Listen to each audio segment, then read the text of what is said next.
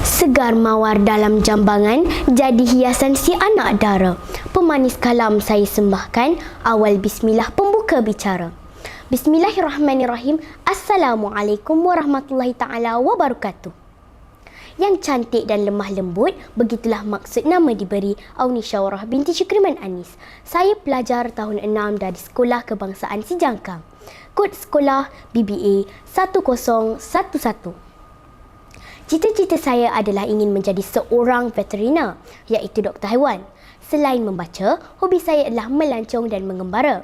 Gabungan dua hobi ini yang membawa saya kepada buku yang akan saya bicarakan pada hari ini, iaitu Pelukis Arkitek Jalanan. Buku ini ditulis oleh penulis muda yang saya kagumi dengan menggunakan nama pena Timi Abdullah. Ia diterbitkan oleh Iman Publication Sendirian Berhad dan dijual dengan harga RM25 bagi Semenanjung dan RM28 untuk Sabah dan Sarawak. Buku ini mempunyai 4 siri, namun yang akan saya bicarakan hanyalah siri yang pertama sahaja. Buku ini juga telah memenangi beberapa anugerah, antaranya Johan Anugerah Pilihan Pembaca Popular Berita Harian 2017 kategori Bukan Fiksyen, MPH Best of 2017 kategori Malay Non-Fiction, Anugerah Emas Klik Buku Cantik menggunakan ilustrasi muka depan buku yang dilukis sendiri oleh penulisnya. Hebat dan menarik kan? Apa tunggu lagi? Jom kita selami buku ini. Sebaik saya membuka lembaran pertama, saya sudah teruja kerana ia dimulai dengan beberapa helai komik yang menunjukkan seorang ayah sedang leka melihat sebuah lukisan.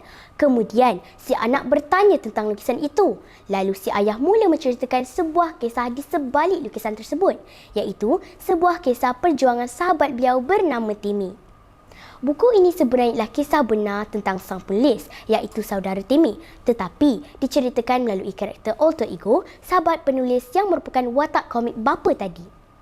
Timi merupakan seorang pelajar yang cemerlang dan bercita-cita untuk menjadi seorang arkitek sehingga beliau ditawarkan beasiswa untuk keluar negara.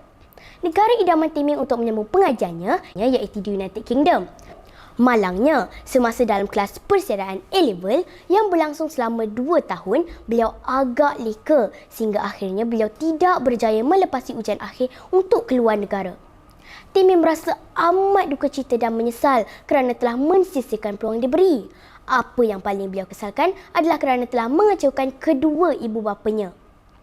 Setelah berfikir panjang, Timi memutuskan untuk tidak menyambung pengajian dan ingin mula berniaga. Dengan menggunakan bakat beliau dalam melukis, beliau mula mempamer dan menjual lukisan-lukisan beliau melalui media sosial, antaranya di muka buku dan Instagram. Tanpa beliau duga, lukisan-lukisannya menjadi tular dan mendapat sambutan yang hangat dari pengikut-pengikut beliau.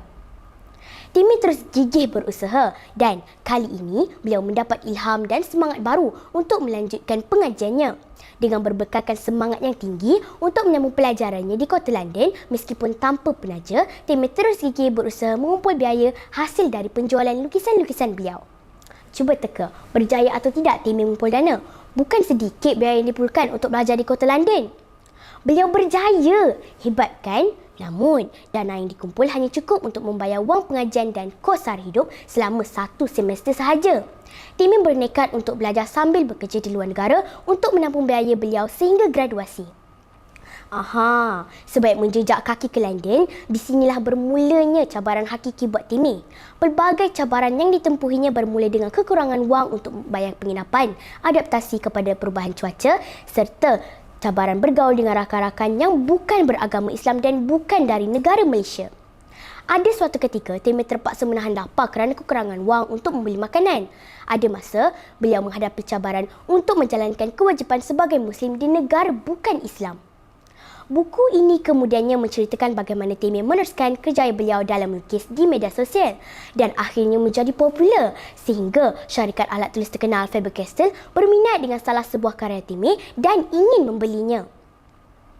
Di sini juga terdapat perbualan Timi dengan saudara beliau bernama Ahmad yang sangat berminat untuk membeli salah sebuah karya Timi dengan harga yang mahal kerana sahabat tersebut berminat untuk membantu Timi meneruskan baki pengajiannya. Cuba teka, siapakah Ahmad ini? Beliaulah Ahmad yang telah membeli salah sebuah karya Timi dan sedang menceritakan sebuah kisah ini kepada anaknya. Semasa saya membaca buku ini, saya berfikir alangkah bagusnya jika saya dapat melihat karya Timmy.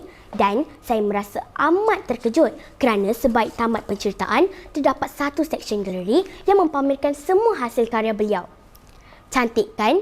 Memang amat berbaloi dan saya akui, lukisan-lukisan Timmy memang amat menakjubkan. Saya sungguh kagum dengan plot dan penceritaan buku ini. Bahasa yang digunakan amat mudah difahami, santai tetapi banyak memberi inspirasi. Antaranya itu pertama, jangan mudah selesa dengan kejayaan kerana ini semua adalah pinjaman. Kedua, belajarlah tentang ilmu dunia kerana ilmu itu sangat luas. Sabda Rasulullah SAW, wal muhajiru man hajara manahallahu an. Dan orang yang berhijrah itu adalah orang yang berhijrah menjauhkan diri daripada melakukan apa yang Allah larang. Hadis riwayat Al-Bukhari. Sekian sahaja bicara buku dari saya. Wabillahi taufiq wal hidayah. Assalamualaikum warahmatullahi taala wabarakatuh.